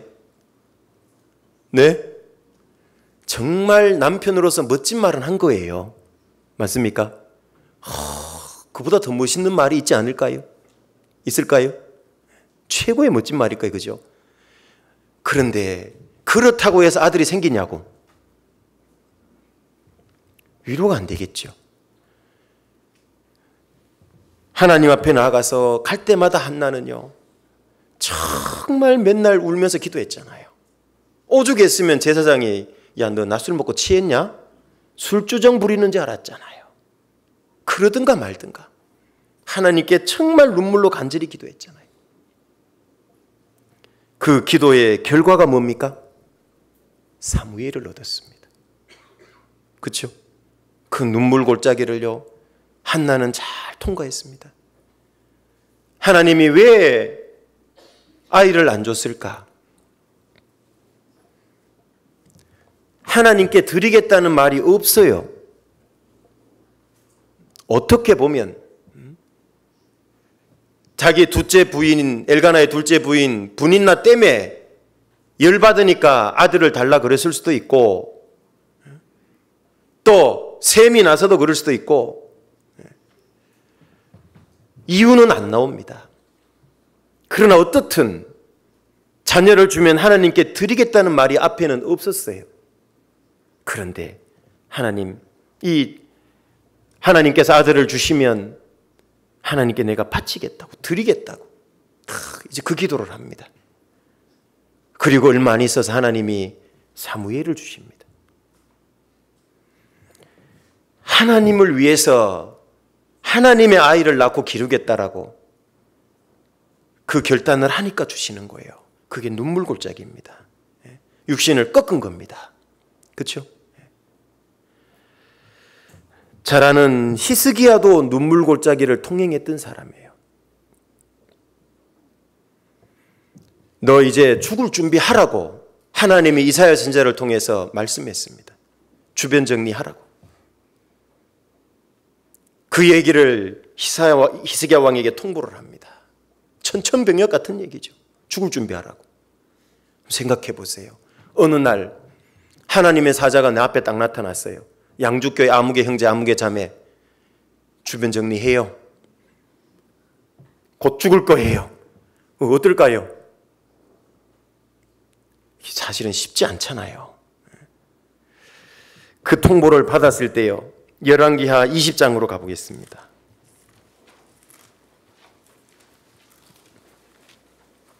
열왕기하 20장 5절입니다.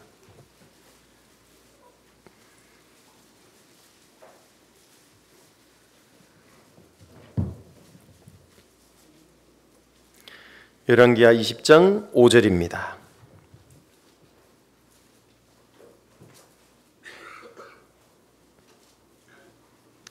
5절 6절입니다.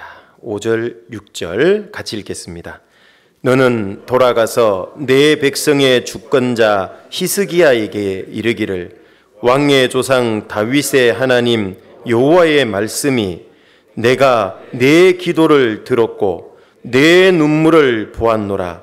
내가 너를 낫게 하리니 내가 3일 만에 여호와의 전에 올라가겠고 내가 내 날을 15년을 더할 것이며 내가 너와 이 성을 아수르 왕의 손에서 구원하고 내가 나를 위하여 또 내 종 다윗을 위함으로 이 성을 보호하리라 하셨다 하라 하셨더라.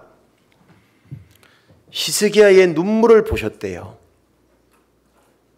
히스기야가 죽을 거라는 소식을 듣고 나서요, 2절 3절을 읽어보시면 면벽을 하고 하나님께 눈물로 기도한 겁니다. 그랬더니만 하나님이 그 작정을 바꾸신 거예요. 우리가 기도를 해야 되는 이유가 어디 있냐면 여기 있는 거예요. 그렇죠? 하나님이 뜻을 돌이킬 수 있는 거예요. 그래서 기도를 하는 겁니다. 물론 그 뜻대로 이루어질 때도 있지만 때로는 하나님의 뜻이 돌이켜지기도 한다는 거예요.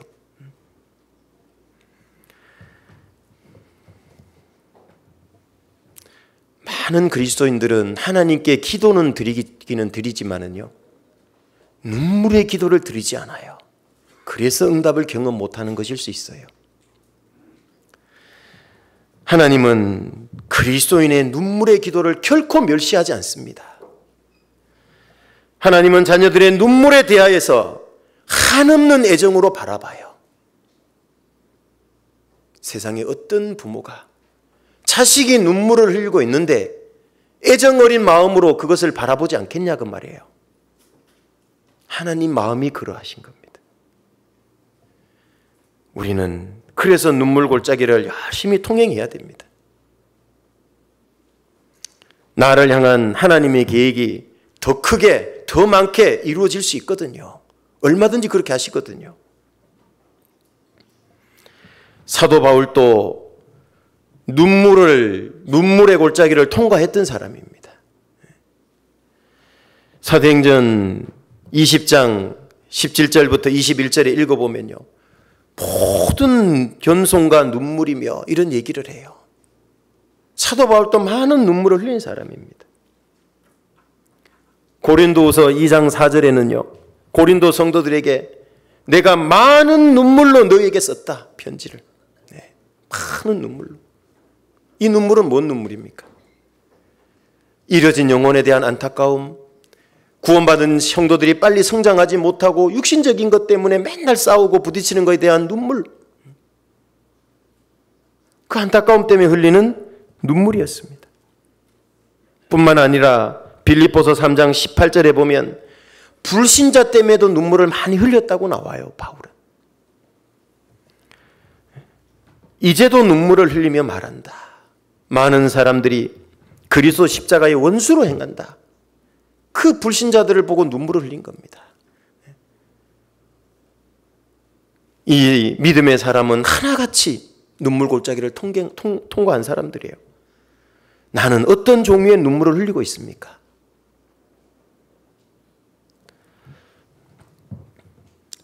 누가복음 7장에 보면 예수님이 하루는 나인성이라는 성에 갔습니다. 그 성에서 한 과부가 살았습니다.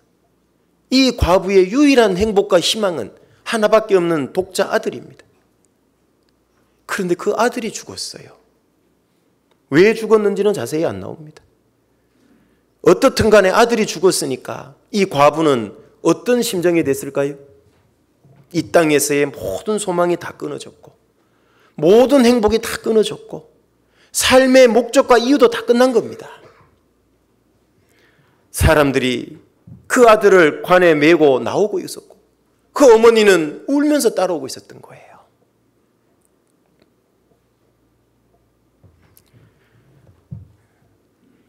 그때 예수님이 거기에 간 겁니다. 인생에 정말 절망을 경험하고 정말 인생에 답도 없고 그런 과부에게 주님은 인생의 즐거움이 되어주시고 인생의 소망이 되어주시고 인생의 삶의 목적이 되어주셨어요. 어떻게 해가지고요? 그 죽은 아들을 살려냈잖아요. 그죠? 그 뭔 얘기입니까? 그 눈물 골짜기로 지나가던 어머니를 샘의 곳을 만나게 해줬고 은혜의 연못을 만나게 해줬죠. 이건 뭔 얘기입니까? 왜 거기에 기록해 놓으셨습니까? 그게 우리 인생 아니었습니까? 정말 소망 없이 죽음을 향해서 묘지를 향해서 달려가던 우리 인생 아니냐고, 그 사건 전체를 보면.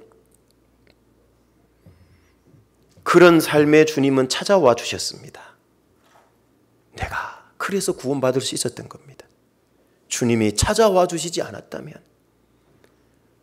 나는 여전히 사망을 향해 달려가는 것, 삶의 목적도 없고 진정한 행복도 없고 기쁨도 없던 인생을 그렇게 살다가 끝나야 될 내 인생 아니었습니까?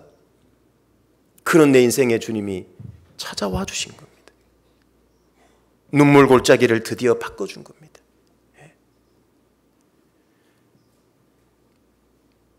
우리도 주님께서 부탁한 이제 조금 남은 눈물 골짜기 주저하지 말고 고민하지 말고요, 기꺼이 한번 들어가 보자고요. 한번 눈물 흘릴 때 주님을 한번 흘려보고, 그죠? 멋지게 한번 살아보다가 우리 가야 되지 않겠나 싶습니다. 마지막 시대가 되면 어떤 시대라고 예수님이 얘기했죠? 피리를 불어도 애곡하지 않는 시대예요. 반응을 보여야 될 거 아니냐고. 누가 죽어서 슬프게 음악을 연주하고 만약에 그런다면요, 같이 울어줘야 될 거 아니냐고. 하나님은 우는 자들과 함께 울라 그랬잖아요. 마지막 때가 되면 그러지 않는데요. 피리를 불어도 애곡하지 않는데요. 마지막 때가 되면 무감각해지고 무감동해지고 무뎌지는 시대래요. 오로지 돈을 사랑하고 세상을 사랑하기 때문에 감동이 없는 시대랍니다. 내가 혹시 그런 것에 물들어 살고 있는 건 아닌지 생각해 봐야 됩니다. 시편 126편에는요, 복음의 씨는 눈물을 흘리며 뿌려야 싹이 나고 열매가 되고 거둔다고 얘기합니다. 아시죠? 눈물을 흘리며 씨를 뿌리러 나가는 자는 정령 기쁨으로 단을 가지고 돌아온다 그랬잖아요. 복음의 씨는 눈물에 의해서 발화가 된다는 걸 잊어버리면 안 됩니다. 싹이 튼다는 건 뭐예요? 생명의 탄생을 가리킵니다. 복음을 전할 때 반드시 그리스도인의 많은 겉으로 흘린 눈물, 속으로 흘린 눈물, 많은 눈물이 있습니다. 그 눈물이 복음의 싹을 틔우는 겁니다. 근성으로 의무적으로 대충 전하면요, 구원받기가 어렵습니다. 불편한 진실이지만요, 사랑의 샘과 눈물의 샘은 연결되어 있습니다. 눈물의 샘이 메말랐다는 건 죄송합니다, 불편한 진실인데요, 주님을 사랑한다는 게 말랐다는 얘기예요. 형제자매를 사랑한다는 게 말랐다는 얘기입니다. 잃어진 영혼을 사랑하는 그 사랑이 메말랐다는 얘기예요. 그래서 눈물의 샘이 메마르게 되는 겁니다. 구원의 즐거움과 기쁨이 회복이 돼야 됩니다. 그리고 샘은 골짜기에 있습니다. 그렇죠? 눈물 골짜기에 샘이 있다 그랬죠. 이스라엘을 여행해 본 사람은요, 광야입니다. 그 골짜기에 분천이 있어요. 솟아나는 샘이 있습니다. 고난의 골짜기에 내려갈 때 거기서 은혜의 샘을 만나는 겁니다. 주저하지 말라는 얘기인 겁니다. 창세기 25장에 보시면은요, 야곱도 이 25장 20장 쭉 읽어보면 샘을 골짜기에서 얻었다고 얘기하잖아요. 샘을 골짜기에서. 그래서 힘들지만 고난의 눈물 골짜기에는요, 하나님을 움직이는 힘이 있다는 걸 잊어버리시면 안 됩니다. 내 눈물이 잘못하면 룻기에 나오는 오르바의 눈물일 수 있어요. 쏟지 마세요, 자기 눈물에. 오르바 눈물이 뭔 눈물인지 아시죠?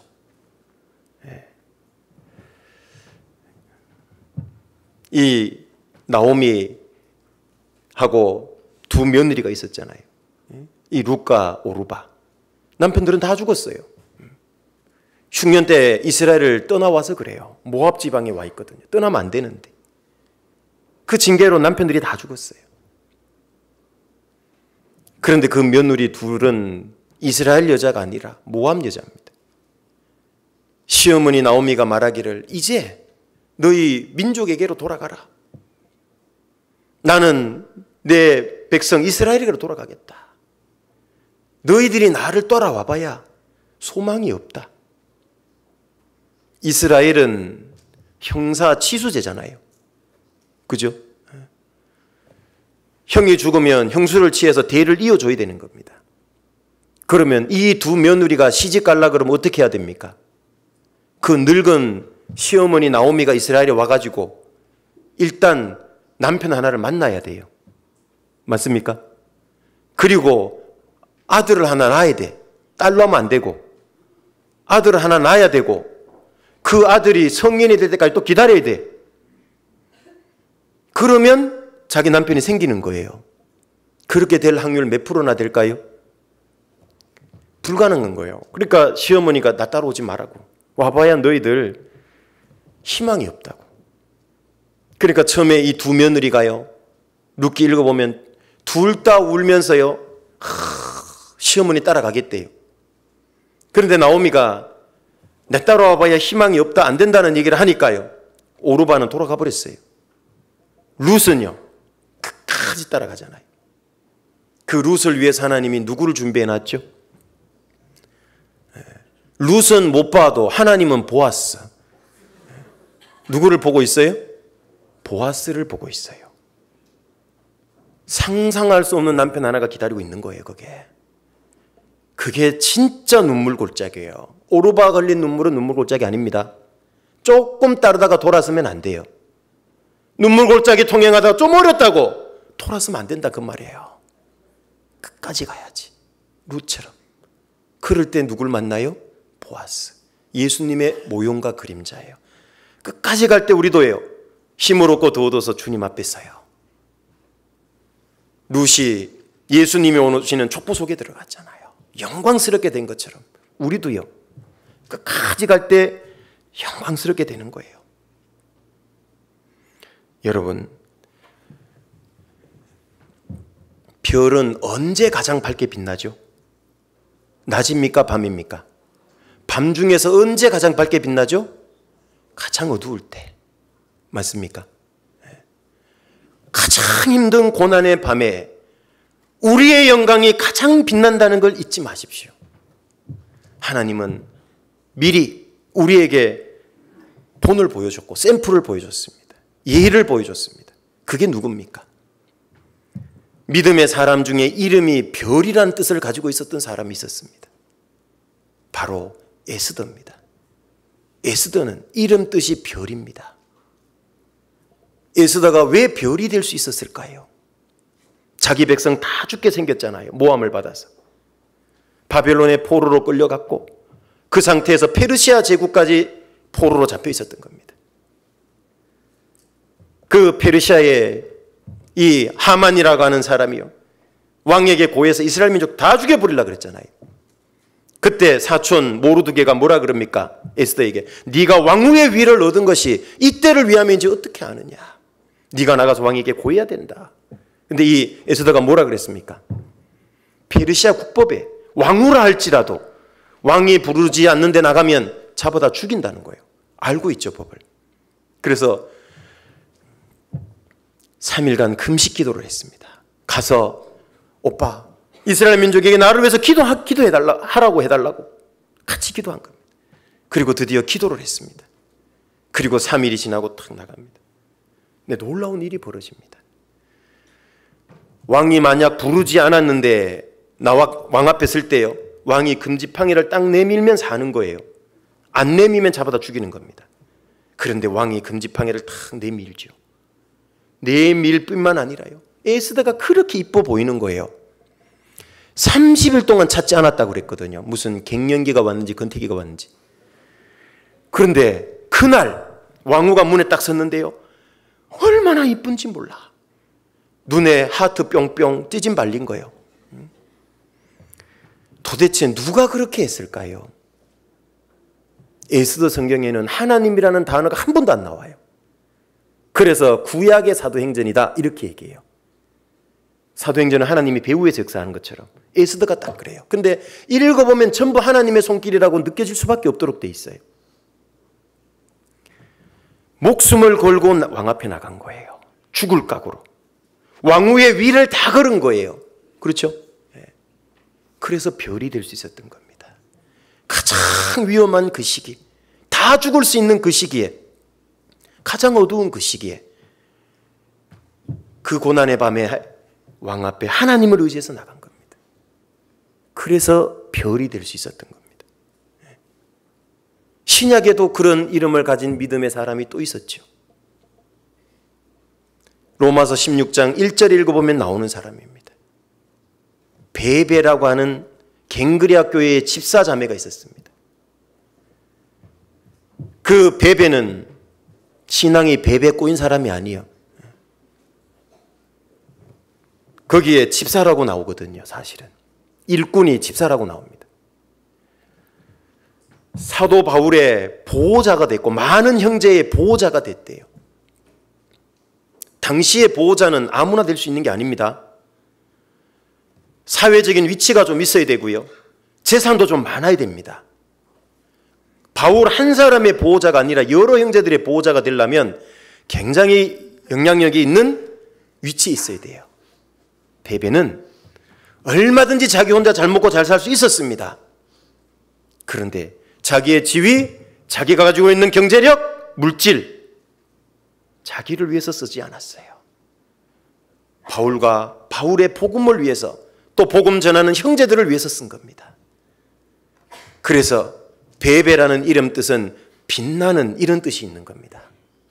빛나는 삶을 산 거예요. 왜 구약에도 신약에도 그런 믿음의 사람을 성경에 기록해 놨을까요? 우리에게 말씀하실까요? 우리도 좀 빛나는 삶을 살다 오라 그 말이에요. 언제? 가장 힘든 고난의 순간에 가장 빛날 수 있다는 뜻입니다. 같이 기도하겠습니다. 은혜로우신 아버지 하나님, 감사를 드립니다. 오늘 구원받은 그리스도인으로서 이 땅을 살아가다 보면 많은 고난의 골짜기를 통과한다고 하셨는데 그 중에 눈물 골짜기를 통해서 우리에게 오늘 교훈해 주심에 감사를 드립니다. 오늘 우리가 함께 배운 이 말씀 마음에 깊이 새기고 주님과 함께 기꺼이 눈물 골짜기로 들어감으로 주님의 많은 은혜와 위로와 능력을 경험하는 우리 양주교회 식구들이 될 수 있도록 도와주옵소서. 잠깐 후에 주님 앞에 갔을 때에 우리 가운데 아무도 부끄럽지 않게 주님 앞에 설 수 있도록 도와주옵소서. 예수님 이름으로 기도드립니다. 아멘. 같이 찬양하시겠습니다. 찬송가 456장, 찬송가 456장입니다.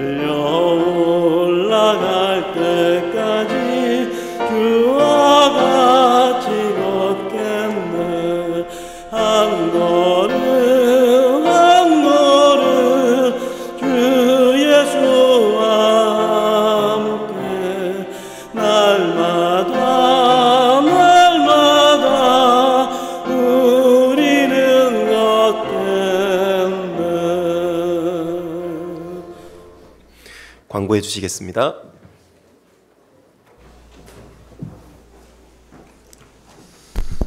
네, 광고 전에요. 광주 송정교에서 교제하던 박혜민 형제님, 우리 양주교회에서 교제하게 됐습니다. 나오셔서 인사하겠습니다. 박혜민 형제님, 네.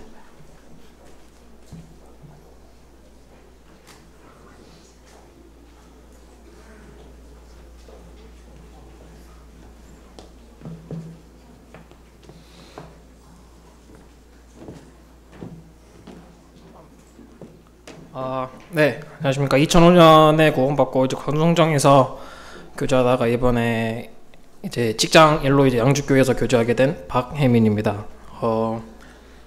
네, 인사만 하고 들어갈 줄 알았는데 갑자기 이렇게 마이크 잡게 돼서 좀 당황스러운데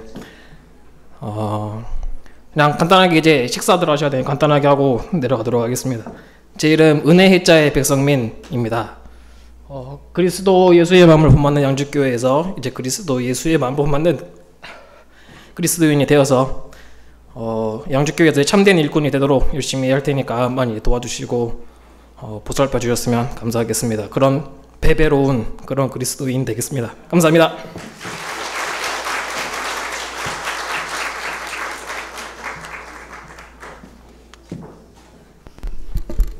네, 광고 드리겠습니다. 낮전도 집회가 다음 주 월요일부터 한 주간 진행이 됩니다. 소식지에 보면은 기도 부탁자 명단이 있으니까요. 보고 기도해 주시고요. 그리고 말씀을 전하실 박경수 목사님을 위해서도 기도해 주시기 바랍니다. 그리고 영어 전도 집회가 추석 연휴 기간 중에 있습니다. 영어를 사용하시는 그 외국인 전도의 기회로 삼으셨으면 좋겠습니다. 주간 일정 안내 드리겠습니다. 화요일 날은 어머니 회장단 모임이 오전에 교회에서 있고요. 32구역 11조 모임, 12조 모임은 저녁에 있습니다. 교회 소식입니다. 몽골에서 교제하고 계시는 노초란 선교사님이 그 몽골 소식을 전합니다. 오후 4시에 소강당에서 있으니까요. 참여하시기 바랍니다. 그리고 봉사의 원래회가 다음 주일날 오후 2시부터 있습니다. 철원 그러니까 한탄강에서 있으니까요. 일정 조정하시고 준비해서 많이 참여하시기 바랍니다. 성도 소식입니다. 은장에서 교제하고 계시는 김경희 어르신께서 병세가 악화가 되셔서 의정부 성모병원에 지금 가셔서 심폐수를 하고 계시다고 합니다. 다 같이 기도해 주시기 바랍니다. 금일 모임 안내 드리겠습니다. 이삭본 모임, 해별 모임이 1시 반서부터 있습니다. 그리고 봉사부서 모임은 3시에 있습니다. 모든 모임 끝난 다음에 청소 깨끗이 하시고 귀가하시면 되겠습니다. 식사 맛있게 하십시오.